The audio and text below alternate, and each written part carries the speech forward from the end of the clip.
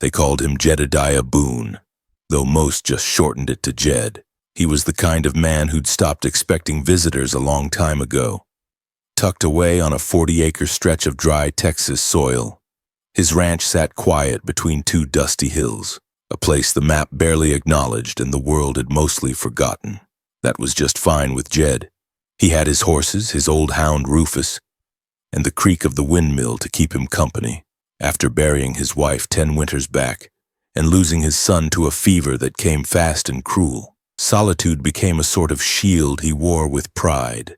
But that evening mid-June, sun low and hot against the horizon, solitude got interrupted. Jed was walking the southern fence line with a bucket of nails in one hand and a hammer in the other.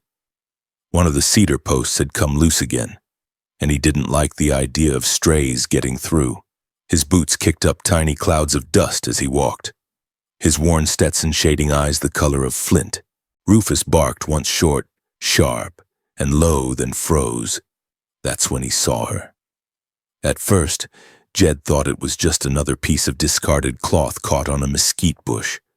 The desert sometimes coughed up strange things: broken saddles, sun-bleached bones, old things people left behind. But this wasn't that. It was movement, barely.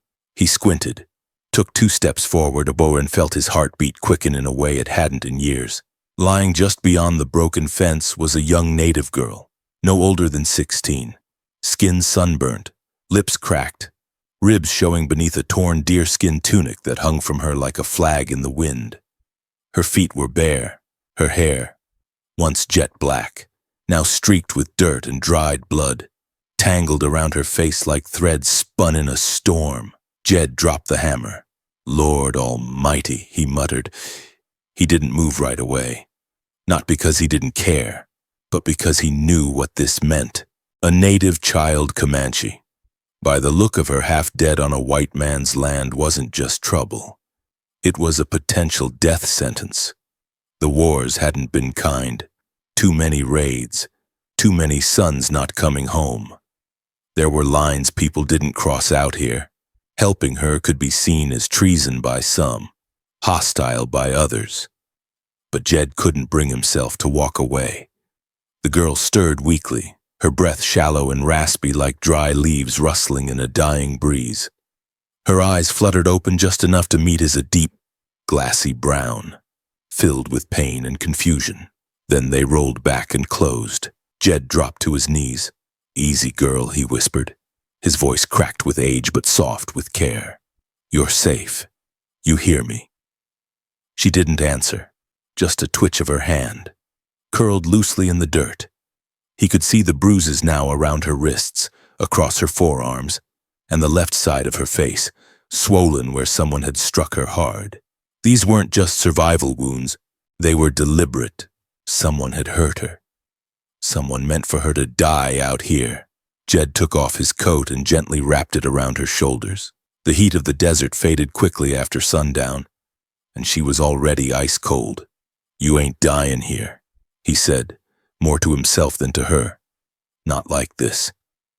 He lifted her carefully, mindful of the open gash near her collarbone. She was light, too light, like she'd been without food for days. Her head rested against his chest as he walked, and for a fleeting second, Jed thought of the last time he carried someone this way. His boy, fever-stricken, limp in his arms. The memory hit hard, but he pushed through it. Rufus trotted alongside, ears perked, tail low. The old dog understood this was no ordinary evening. Jed opened the cabin door with his boot and laid the girl on the small cot in the corner. The room was dim and simple, just the way he liked it.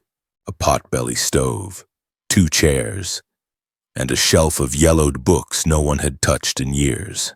He lit the oil lamp and quickly fetched a basin of water and the small bottle of whiskey he kept tucked under the floorboards. Not for drinking. Not anymore, but for cleaning wounds. "All right now," he muttered as he dipped the rag. "Let's see what we can do." He worked in silence, gently wiping the dirt and blood from her face. She flinched a little when the alcohol hit her cuts, but she didn't wake. He whispered reassurances under his breath, old habits from long ago when he used to soothe his boy during night fevers. When he got to her necklace, he paused. It was made of woven leather and turquoise beads, delicate but clearly important. In the center hung a carved wooden symbol shaped like a hawk in flight. Jed had seen it once before. A chief's family crest. His breath caught. She wasn't just Comanche. She was someone's daughter, someone important, and someone would be looking for her. He glanced at the window. The sun had dipped low now, leaving streaks of orange and crimson across the sky. In the distance, the land looked calm, but Jed knew better. The storm was coming. He sat back in his chair, rifle across his knees, eyes locked on the darkening desert. He had done what was right. Of that, he was sure. But in this land, doing the right thing was often the most dangerous choice of all. As the fire cracked softly and the girl's breathing steadied, Jedediah Boone braced himself for whatever tomorrow might bring. The girl slept through the night. Jedediah Boone sat in his worn rocker near the fire, a mug of coffee growing cold in his hands. He hadn't closed his eyes once.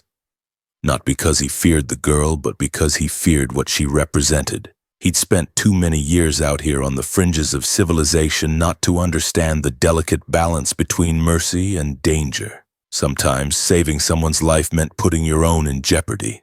And this time, he had a gut feeling the cost might be higher than ever. She stirred around dawn. The fire had gone to embers. Rufus lay at her feet, watching her with that quiet canine intuition that made Jed trust him more than most men. As her eyes fluttered open, a soft, disoriented moan escaped her lips. She tried to sit up but winced, her hand going to her ribs. Jed stood slowly, his joints cracking in protest. He didn't speak right away, just grabbed the kettle and poured a bit of warm water into a tin cup. "Here," he said gently, holding it out. "You're safe here. Just drink slow." She hesitated. Her eyes, still wild with mistrust, moved from his face to the cup, then to the rifle leaning against the far wall. She was sizing him up, judging whether this quiet man with gray in his beard was a savior or another threat. Jed crouched and set the cup beside her on the floor. "No one's gonna hurt you," he added. "Not while you're under my roof." She looked at him for a long moment, then slowly reached for the water. Her hands trembled as she drank, some of it spilling down her chin, but she didn't stop. Not until the last drop was gone. "Name's Jedediah Boone," he said, standing again. "Jed." "If that's easier." No reply. "You got a name?" Still silence. Jed wasn't surprised. She'd likely been taught not to speak to white men, especially not out here, not alone. Her people had good reason for that. And yet, here she was, alive, breathing. And for now, not running. He stepped to the table and ladled out a bowl of beans and smoked rabbit, simple, unsoft food. She was starving. Her stomach would need easing in. She watched as he placed the bowl beside her. Her eyes never left him.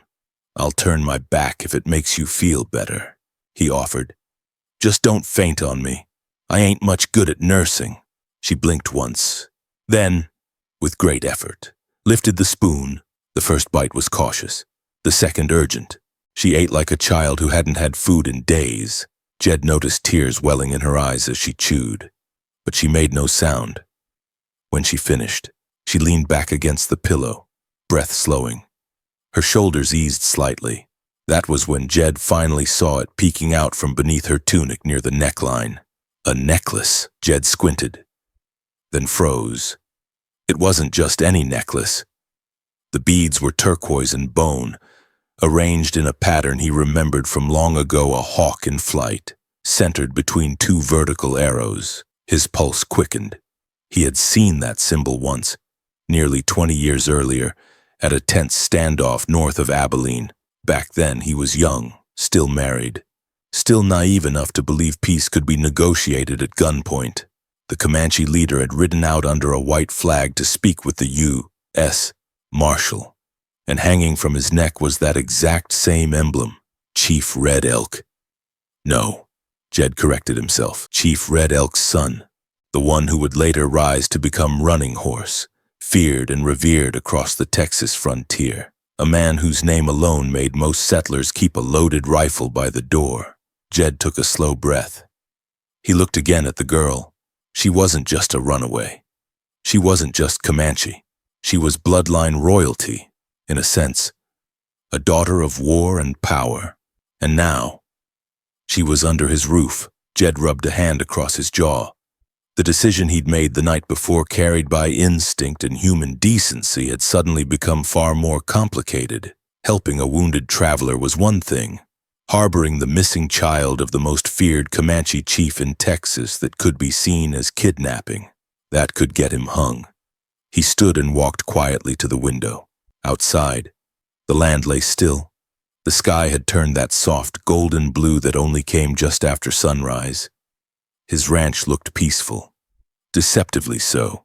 Somewhere beyond those hills, Comanche eyes were watching, maybe already tracking her scent, maybe preparing to ride. "Girl," he said softly, still facing the window, "I don't know how you got here, or who hurt you, but I do know this: your people are gonna come looking."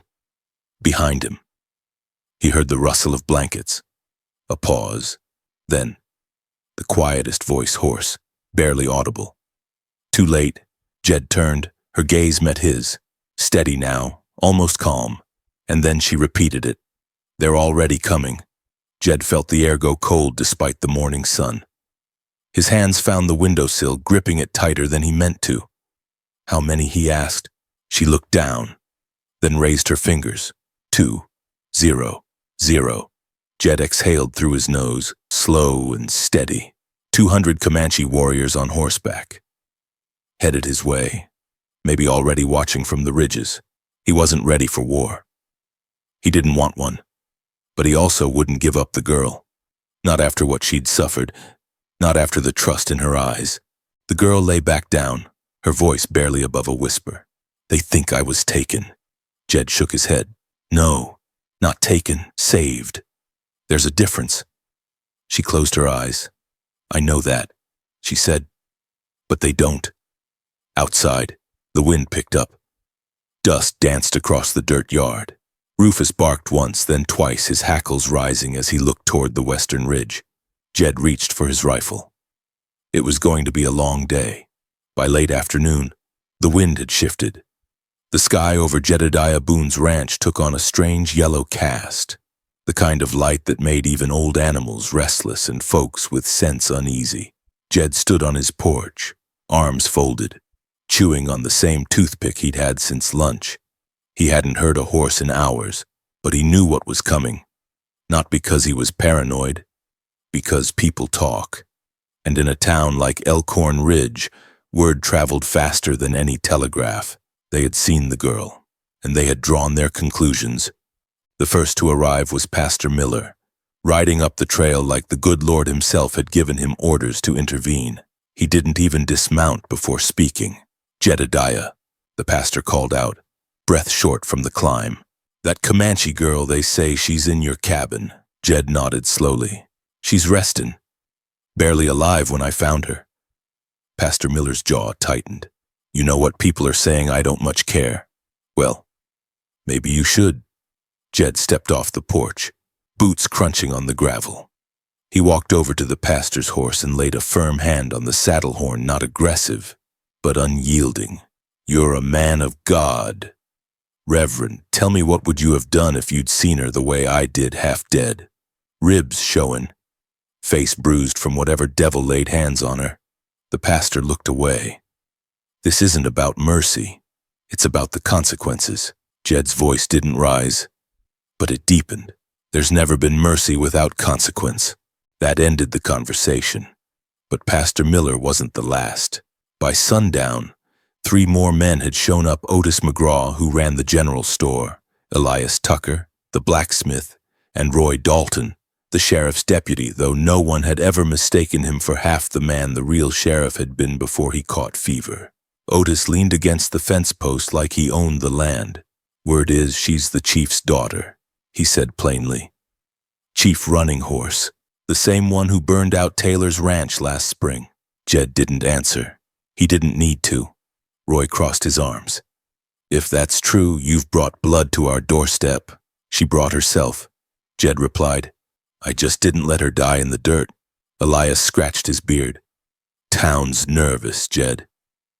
And nervous men do stupid things. Jed finally turned to face them all. You come here to warn me. Or to threaten me. Otis shifted uncomfortably. We came to ask real polite if you'll hand her over. Let the council decide what happens. No. That single word was all he gave. The men exchanged uneasy glances, then one by one. They left. The sound of hooves fading into the coming dusk. Jed stayed outside long after they were gone. The sun dipped behind the hills and the night settled in like a thick blanket. The cicadas started up. The crickets joined them. But then, somewhere in the far distance, boom, boom, boom.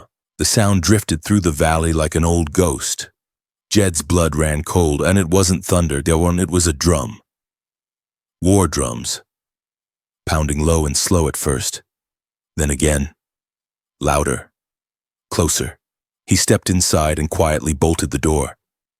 The girl was awake now. Propped up on the cot with Rufus curled at her feet, she looked at him. Eyes wide, not with panic, but with recognition.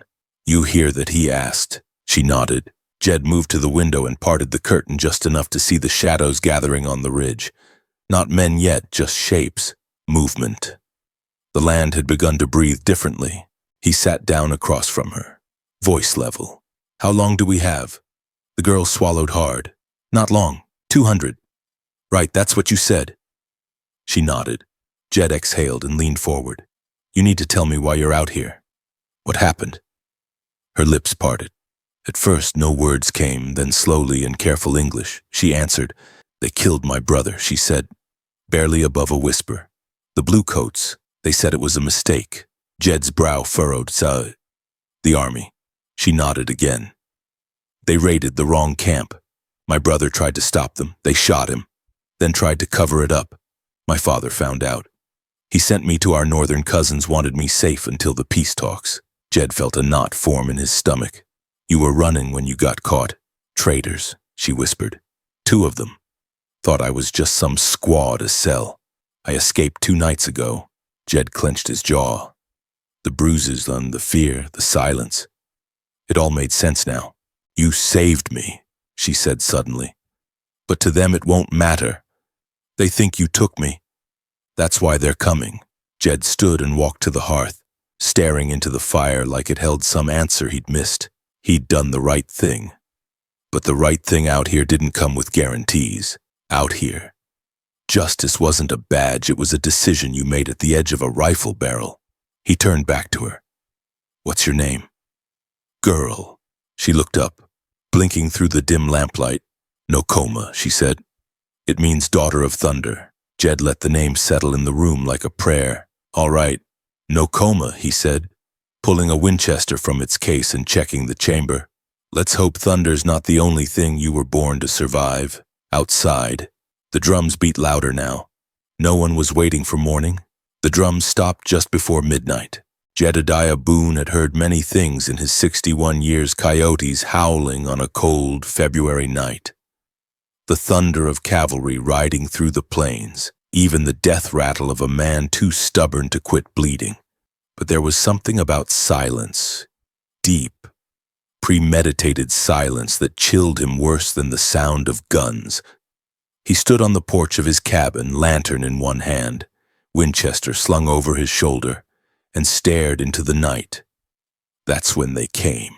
Not in a charge, not screaming. They materialized as if the desert itself had let go of them. Shadows on horseback, dozens, then hundreds. The shapes of warriors fanned out across the edge of his property in a crescent.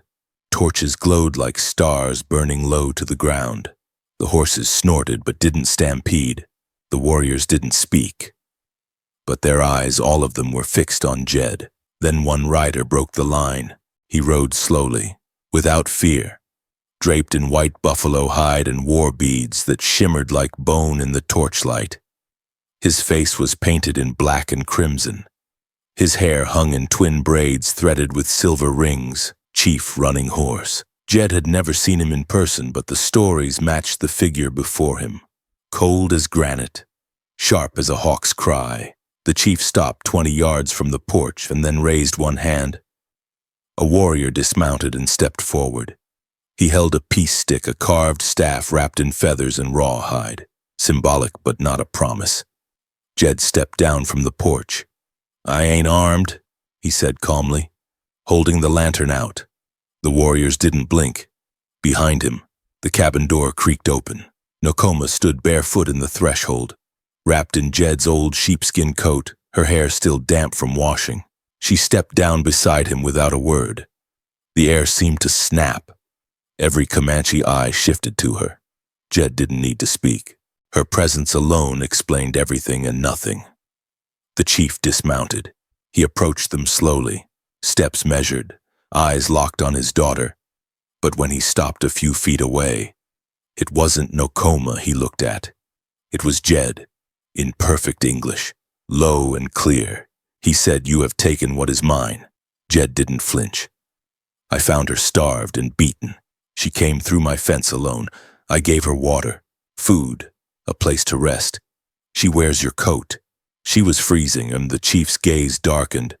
"White men give nothing without cost." Jed's jaw tightened, but he kept his voice steady. "Not all men." Behind the chief, several warriors shifted in their saddles. Rifles rested across laps. Bows were strung. They were waiting for a signal. Jed could feel the line drawn in the dirt a moment away from death. He turned to Nokoma. "Tell him. Tell your father the truth." But she hesitated, whether from fear or shame. Jed couldn't tell. Her mouth opened, but the words caught in her throat. The chief looked betrayed. "You are silent, daughter." Is that not guilt? Jed felt it coming, the violence, the justice of a people who had been lied to too many times. He reached into his pocket slowly, pulling out a small object wrapped in cloth. "Before you kill me, you ought to see this." He unwrapped it and held it toward the chief. It was a strip of beaded leather, torn, stained with dry blood and dust caught on his barbed wire fence the night Nokoma appeared. "She didn't come from my hand," Jed said. "She came through that fence like a ghost. This was all I had to go on." The chief stared at the object, his brow creasing. Then after a moment, he stepped forward and took it. Nokoma's voice broke the tension. "I ran," she whispered. "They killed my brother, the soldiers. I was being taken by traitors. Jedediah saved me. That is the only reason I stand here breathing." Her words rang like thunder in the quiet, but one warrior broke ranks, younger than the rest, face marked by fresh war paint. His voice cut through the air. "We should not listen to a child corrupted by comfort." He rode forward, pointing his spear toward Jed. This man took what was sacred. He touched blood not his own. "Let us return justice with fire." The line tensed, but Nokoma stepped between Jed and the rider. Her voice was strong now, clear and defiant. "You call for blood, then take mine." She opened the coat, revealing her bruises purple and yellow, finger-shaped, lining her arms and shoulders. "I did not run from my people. I ran from men who treated me like less than cattle, and I was saved not by warriors or cousins, but by a man with no reason to care whether I lived or died. Judge that, if you must." Even Jed felt his breath catch. The crowd of warriors murmured, unsettled. The young rider lowered his spear. Confused, Chief Running Horse approached his daughter slowly. He touched the edge of her jaw with 2 fingers, gently turning her face. Pain crossed his eyes like lightning. He turned back to Jed. "What do you want in return?" Jed blinked. "Nothing. You saved my daughter. I didn't know who she was. You do now." Jed nodded. "Doesn't change what I do." The chief studied him for a long time. Then he raised both arms, not in surrender, but in recognition. He turned and addressed his warriors in Comanche. His voice was strong but not angry. The tone was clear: "Stand down." They obeyed, one by one. The riders backed away, torches dimming as they returned to the outer line. The young warrior dropped his spear to the ground, a silent apology. Chief Running Horse stepped close and said, almost privately, "You are not like most white men, Jedediah Boone, but this land forgets quickly." "My people do not." Jed gave a nod. Reckon I'll remember that. With that, the chief remounted his horse and rode back toward the Black Ridge. Nokoma stood beside Jed, shoulders trembling not from fear but release. Jed looked down at her, then up at the disappearing warriors. He hadn't fought. He hadn't begged. He had just told the truth. And this time, truth had been enough. The desert had gone still again. No drum beats, no cries, no motion in the wind, only the quiet whisper of boots on dry earth and horses shifting their weight on rocky ground. The air smelled of sweat, dust, and decision. Jedediah Boone stood just yards from death, lantern light flickering across his weathered face. Beside him, Nokoma, frail but fierce, had just offered her own truth in front of 200 silent warriors, and the father she had feared would kill the man who saved her. But the stillness hadn't yet turned to safety. Chief Running Horse studied the situation with the patience of stone. His gaze moved from Nokoma's bruises to Jed's face, then down to the torn leather strip in his hand, the one Jed had pulled from his coat pocket just moments earlier. The chief ran his fingers across the beads, as if confirming their pattern by memory, not sight. His jaw moved slightly, grinding thought and emotion behind years of hardened restraint. This was caught on my fence the night she appeared, Jed said again, his voice even. She wasn't carried here. She wasn't stolen. She came through barbed wire, bleeding and half dead. The chief didn't reply. Instead, he turned to his daughter, Nokoma. He said not in English, but in the deep rhythmic cadence of Comanche. Tell me what you saw in this man. Not with your words, but with your spirit. Nokoma stepped forward, her bare feet brushing against the dirt. Her lips trembled not from fear this time, but from the weight of memory. Gunaba. When she answered, it was not in English. It was her people's tongue, spoken with the fluency of someone returning home. Even while standing beside a stranger, Jed couldn't understand the words, but he understood the rhythm. She was telling a story. Their story. The moment in the fence line. The food. The warm coat. The pain. The healing. The quiet fire in the middle of the night, and the stranger who sat beside her, guarding her not as a jailer, but as a father might guard his child's sleep. The crowd of warriors listened in complete stillness. Even the horses seemed to lean closer. As Nokoma spoke, her voice gained strength. Her gestures became more expressive. She pointed at the bruises on her arms, then laid her hand on Jed's shoulder. She drew a circle in the air to represent the ranch, then pointed toward the ridge, toward the place she'd escaped from. Jed stood still, letting her speak for him. That was all he could do. But then something unexpected happened. Nokoma turned back to the chief and spoke another phrase, one Jed did recognize. She said his name. Jedediah Boone, she said, this time in English. And then, switching back to Comanche, she added a phrase that made the warriors shift in their saddles. Jed didn't need a translator to understand what she'd just said. She had called him a man of sorrow, the kind who carried ghosts in his chest, like dry wood under his ribs. She had told them about his wife, about his boy, about the 2 graves behind the cabin marked only with stones and his daily silence. The chief turned his eyes back to Jed, different now, not full of rage, not even suspicion. Recognition. A man with no family, he said in English, finds a reason to live and chooses to share it. Jed nodded, slow. I didn't ask for her. But once she came, I couldn't just let her die. The chief held up the torn, beaded strip once more. This is proof, not just of where she came from, but of where you stand. Behind him, the warriors remained still, watching, listening, waiting. Then, in a gesture that cut through centuries of blood and distrust, Chief Running Horse knelt, just for a moment. He touched his forehead to the beadwork Jed had returned, then stood. My daughter lives because of you, he said. Jed swallowed hard. She deserves more than that. The chief's face, weathered by sun and war, cracked slightly, something like the memory of a smile. She deserves peace. Then, without command or signal, the warriors began to move slowly, respectfully fanning out, giving space rather than closing in. It was not a retreat. It was an acknowledgement. But not everyone had softened. From the shadows behind the torch line, a younger warrior stepped forward, face painted, jaw clenched.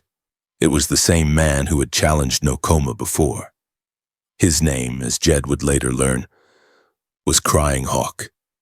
He was hot-blooded and proud, and in his eyes, mercy still looked too much like weakness. He stopped at the edge of the firelight, glancing between Jed and Nokoma. "She is our blood," Crying Hawk said, "but his land is not." The chief turned toward him. "His land is where she was healed." Crying Hawk stared at Jed, then spat in the dust and walked away. It was not approval, but it was an ending. The chief looked at Jed once more. "We will leave at first light," he said. "Nokoma may choose to stay or return. That is her path now." Jed glanced at the girl.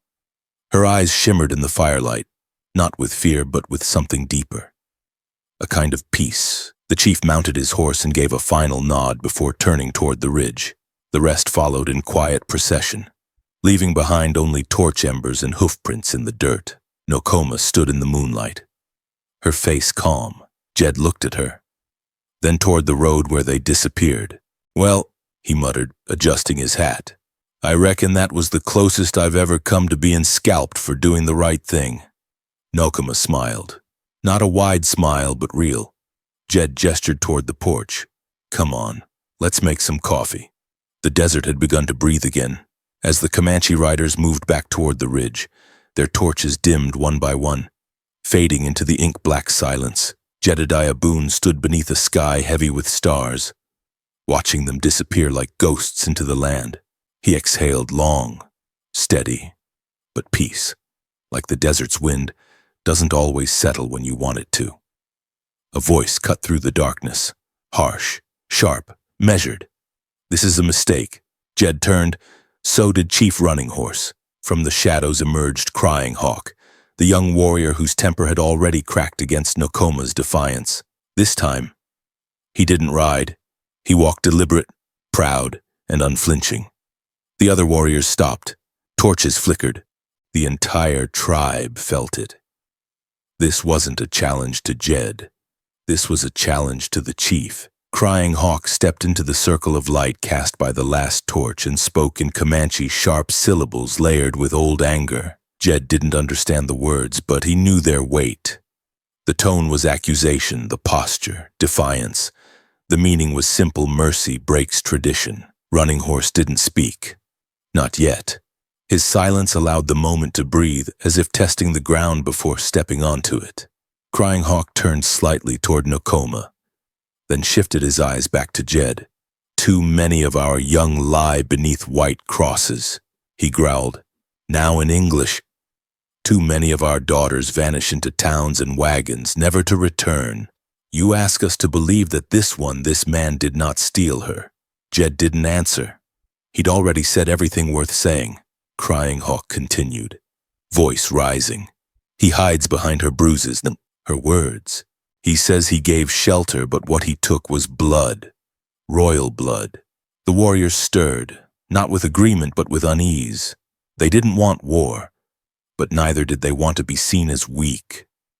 Out here, reputation carried as much weight as steel. Nokoma stepped forward.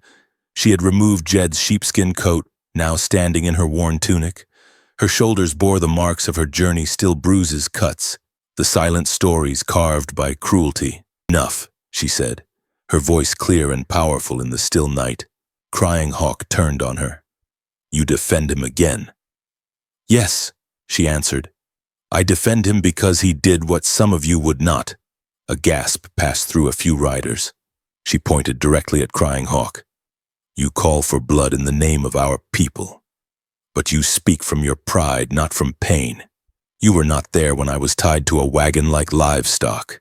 You did not see the men who laughed while I cried for water. You weren't the one who woke alone in the dark, praying anyone would listen." She turned and laid a hand on Jed's shoulder. He listened. Her words weren't just defense, they were challenge. Her voice, still ragged from recovery, cut deeper than any spear. "I carry my ancestors inside me," she continued. "Their fire, their fury, but also their wisdom. We do not spill blood for pride. We do not kill those who protect our wounded. We do not avenge a crime that was never committed. Crying Hawk took a step forward. You speak like one of them. I speak like a survivor, she snapped. And I remind you, so are you.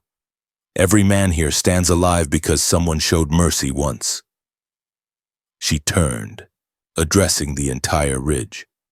Your fathers spared you when you failed to hunt. Your mothers forgave you when you disobeyed. What if they had called for blood instead? The silence was electric. She wasn't just pleading, she was holding a mirror up to the entire tribe. And what they saw reflected back wasn't weakness, it was humanity. Chief Running Horse finally stepped forward. His voice, deep as a canyon and deliberate as thunder, broke the tension. Crying Hawk, he said, you are brave and angry, and I will not shame you for that. He paused. But you are also young, and you see vengeance where there is only grief. Crying Hawk's expression hardened. And you see peace where there is danger. The chief nodded. That may be, but I would rather walk into danger with peace in my hand than die holding rage. Then he turned to the others. You all heard her. You saw the truth in her bruises and the fire in her eyes. That is not the voice of a captive. That is the voice of a warrior's daughter. The warriors murmured, not with dissent but agreement. Even the horses seemed to relax, shifting back into rhythm. Crying Hawk lowered his gaze not in defeat, but in recognition, the kind that comes not from being silenced, but from hearing something deeper than pride. He stepped back. Chief Running Horse turned to Jed. You've earned the trust of one who trusts very few. Jed adjusted his hat. I didn't do it for that. I know, the chief said. That's why it matters. He gestured to Nokoma. She may return with us at dawn. But if she chooses to stay, she has earned that right. Nokoma looked at her father. I will ride with you for now. But I will return. This place is not finished with me. The chief nodded once, proud and silent. And just like that, the storm that had gathered in the hearts of two peoples began to lift. The tribe started to move again, not as an army, but as a family splintering off into pairs and groups, riding toward the riverbed to camp until morning. The confrontation had passed, but its echo would linger. Nokoma turned to Jed one last time that night. You stood still when others would have run. Jed offered a half smile. Could have been the bad hip. She laughed a dry, tired, but genuine sound. Then she stepped back into the shadows of her people. And Jedediah Boone, for the first time in many years, stepped into his cabin not just as a man who had done right, but as one who had been seen. By the time the fire burned down to glowing coals and the warriors had begun to dismount and speak in hushed tones, the feel of the desert had changed. The tension that once wrapped around Jedediah Boone's land like a noose had loosened, but not broken, not yet. Somewhere in that fragile space between fury and forgiveness, the future still waited. The night air was dry and still. Coyotes sang their distant songs beyond the ridge. And in the center of it all stood a girl barefoot, bruised and unbroken, whose voice had carried further than any rifle. Nokoma, daughter of Chief Running Horse, stood before warriors twice her age and challenged their very sense of honor. And the tribe those rough-hewn men raised in the crucible of war had listened. Crying Hawk had stepped back, his objections quieted not by force, but by a story too human to ignore. But there were others elders, men whose hair had grayed not from age alone but from the weight of responsibility. Their silence still held power, and their judgment had not yet been spoken. Jed stood a short distance away, watching Nokoma like a father would watch a daughter navigate her first crossing in floodwater. She didn't look back at him, but he knew she felt his presence like a branch feels the wind that first lifted it. The circle of elders sat by the embers, wrapped in blankets of woven symbols and time. They whispered in Comanche too low for Jed to understand. One elder, his left eye clouded by a cataract and his face carved with years, turned to Nokoma and spoke. She nodded. Then she stepped forward once more. Her voice was no longer loud, it didn't need to be. It had weight now. It had silence behind it. "You ask if he deserves to live," she said. "I ask, do we deserve to kill the warriors around her stilled?" She pointed to the fire. "That flame, would you smother it because another fire once burned your village?" She pointed to Jed. "This man did not raid. He did not chase. He did not take. He gave. And if we answer giving with blood, then how are we different from those who call us savages?" No one moved. She stepped closer to the elders. "You taught me that mercy is not weakness, that the one who holds the knife must also hold the wisdom to know when not to use it."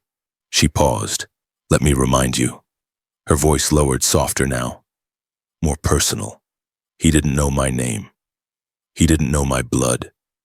All he knew was that I was alone and in pain. And he gave me food, water, and warmth without asking anything in return." The elder with the cloudy eyes spoke low, like distant thunder. His Comanche words rolled through the crowd. Nokoma translated without being asked. He says, "Let no child's rescue be punished as a crime." Another elder nodded. "And no kindness confused with conquest." Then the eldest among them, old Whispering Owl, whose legs had not walked in 5 winters, raised his hand. His voice cracked from age, but not uncertainty. "We have punished too much in the name of memory," he said. "Night. Let memory serve mercy." Nokoma's shoulders sank, relief washing through her like rain over dry stone. Chief Running Horse approached her. He placed a hand on her shoulder, the gesture neither ceremonial nor dramatic, just a father's quiet pride. Then he turned to face Jed. "Jedediah Boone," he said clearly. "You will not be harmed." Jed gave a slow nod. "That's more than fair. You will not be forgotten either." There was something deeper in that, something almost protective. Chief Running Horse raised his voice for the rest of the tribe to hear. "This land," he said, "where my daughter was shown mercy, will be respected." A ripple moved through the men, a nod, a murmur, agreement. It was more than a pardon. It was a declaration. Jed's ranch, once just a stretch of lonely dirt and stubborn fences, had become something new. Sacred ground, of a kind no treaty could describe. Nokoma walked back to Jed's side. "They've agreed," she said, smiling slightly. "You're safe." Jed tipped his hat. "Tell them I appreciate it, and that Rufus does too."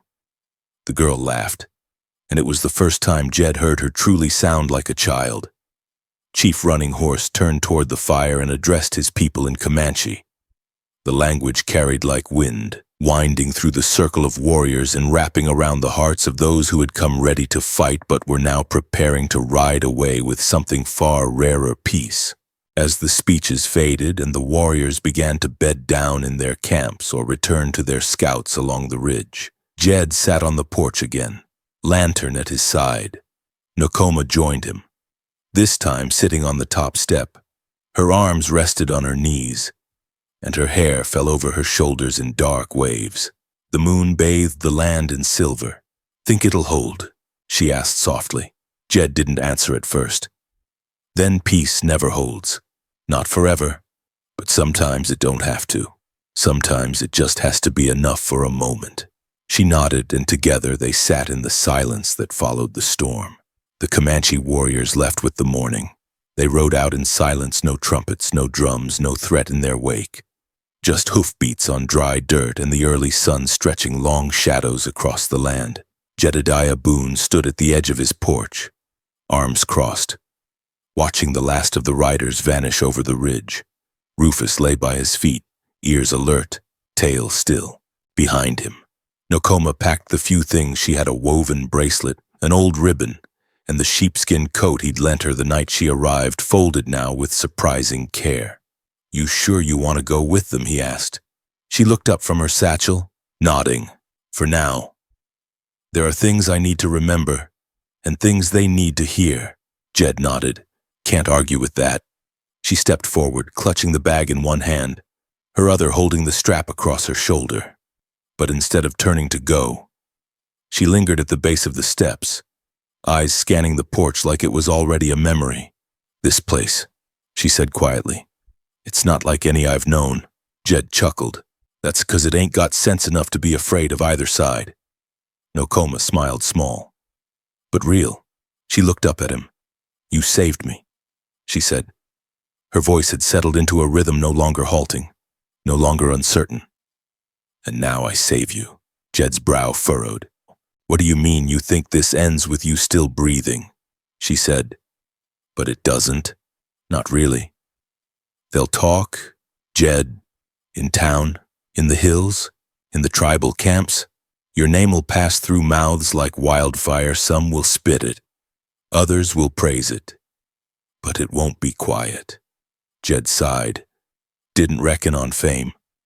I just didn't want a child dying on my land. She walked up the steps and stood beside him, looking out over the range. It's not about fame, she said.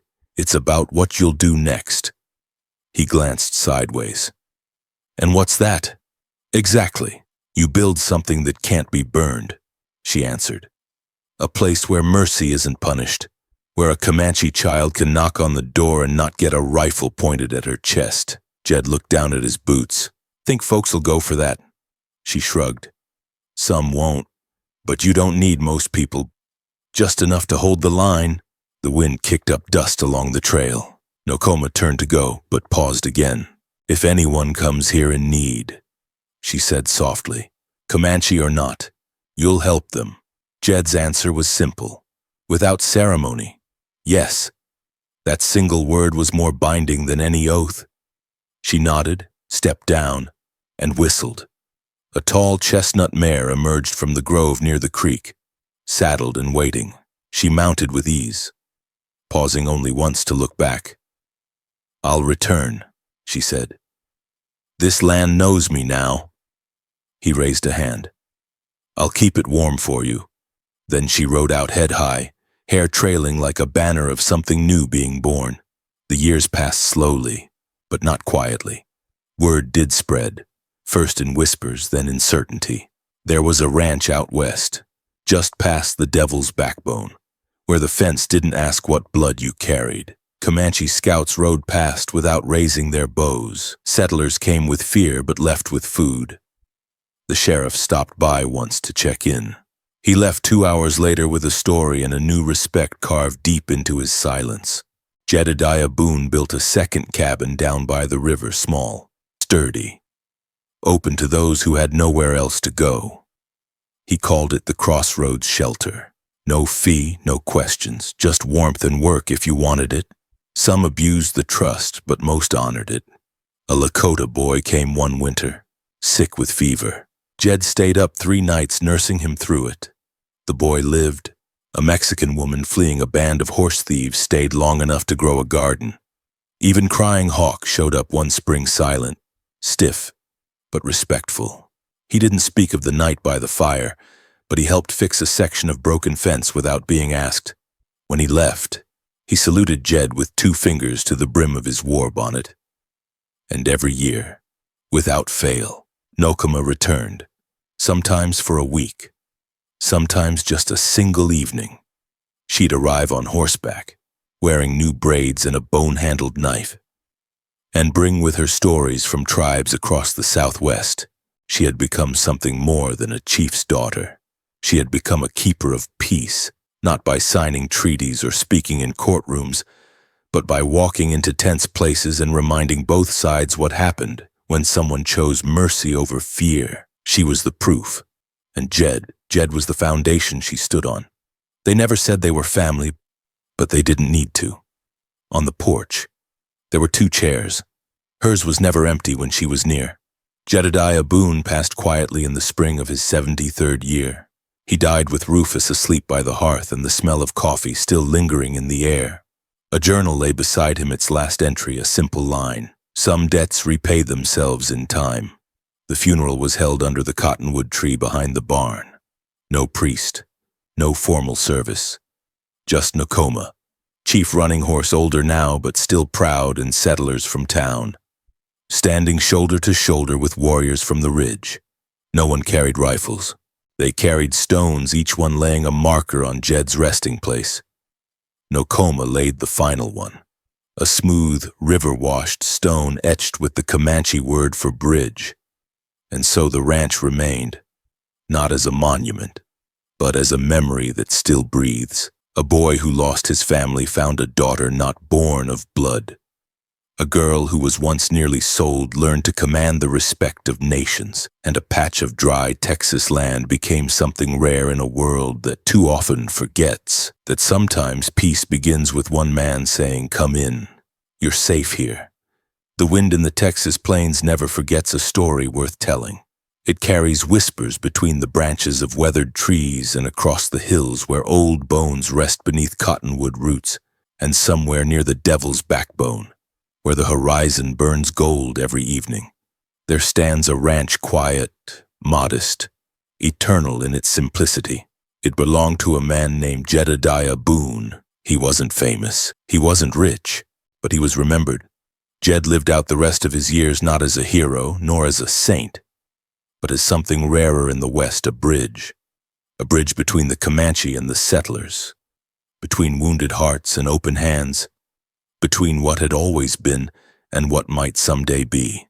At 73, he passed the way most men hope to go in his chair, near the fire, with the smell of fresh coffee and tobacco in the air. His dog Rufus snoring gently at his boots. There was no pain, no fanfare, just peace, the kind that's earned, not given. The news of his passing did not travel by newspaper or telegram. It traveled by hoof, by whisper, by trail. And when the message reached the ridge country, Nokoma mounted her horse without a word. She arrived 2 days later. The ranch looked the same. The fence still held. The barn still leaned in that familiar way, like an old man listening for secrets in the wind. And the porch still had 2 chairs, side by side. One empty. She dismounted slowly, boots crunching against the dry ground, and stood there for a moment remembering. The last meal she'd shared with Jed had been 2 months before. Stew with too much pepper, black coffee that could melt a nail, and silence that spoke louder than words. She remembered what he'd said when she left, "Don't stay away too long." Thunder Girl. She hadn't. But even thunder arrives late sometimes. The funeral was simple, just as Jed would have wanted. Settlers came in from town, riding quietly, hats pressed to chests. Comanche riders followed, silent and dignified. Chief running horse, older now, slowed by time but not softened, stood beside Nokoma as they laid Jed's body beneath the cottonwood. No priest read from scripture. Instead, Nokoma spoke. Not loudly, not long, just a single sentence, spoken in both English and Comanche. He made peace without permission and kept it with his hands. Then she stepped forward and laid a smooth stone atop his grave, the same one she'd brought the year before. On it was carved a single word in her language, Nahmu, remembers. Years passed, but the ranch did not fall. Settlers never claimed it. Comanche never burned it. Thieves passed it by like it wasn't there at all. It became a place of pilgrimage, though no one used that word. Every spring, Nokoma returned, always alone, always on horseback. She would clean the graves, Jed's, and the 2 others near him, a wife and son he never spoke much about but always kept close. Then she would sit on the porch, where the second chair still waited, and she would cook a simple meal. Rabbit, if she could catch one. Corn cakes, always. And coffee, the same bitter black brew Jed used to serve with that crooked grin. She didn't speak during these meals. She listened. To the wind, to memory, to the echo of a man who once chose kindness when fear would have been easier. The ranch became more than land. It became a myth, a quiet legend that drifted through tribal camps and saloons alike. Some said it was cursed, that those who brought hate onto that land never left the same. Others said it was blessed that a man once looked death in the eye and shook its hand instead of drawing a gun. But Nokoma knew the truth. Jedediah Boone hadn't changed the world. He'd changed her. And in doing so, he changed the course of 100 hearts that would have otherwise hardened into hate. She became a peacekeeper, not because it was easy, but because it was needed. She rode between tribes and settlements, speaking hard truths and healing old wounds. She carried no badge, no flag, no authority except the memory of a man who once gave her bread and warmth without asking her name. And that was enough. One spring, after a harsh winter, she brought a child with her. A girl, not hers, not by blood, but a child in need. The girl had seen death too soon, trusted too little, and flinched at kindness. Nokoma brought her to the ranch and placed her hand on the porch rail. "This," she told the child, "is where the world can change." The girl looked around confused. "It's just a house." "No," Nokoma said. "It's a promise."